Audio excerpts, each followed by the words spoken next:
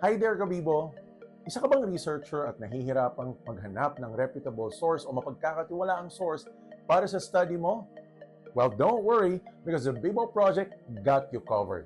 Naririto ang ilan sa mga website na pwedeng makatulong sa iyo. Una na rito ang ERIC o Education Research Information Center o simply eric.gov. Dito marami kang makikitang mga research patungkol sa education at social science.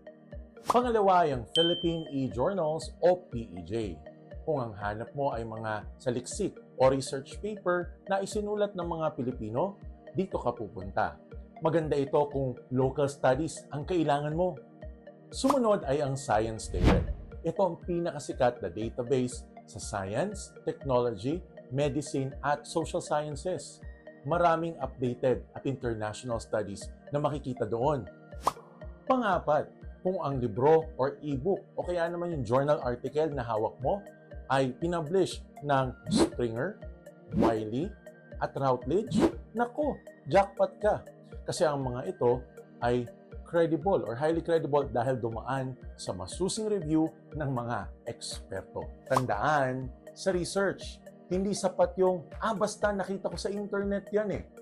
Dapat credible, reliable, at peer-reviewed ang sources mo. Ayan, naway may natutunan kayo sa video na ito mga Kabibo.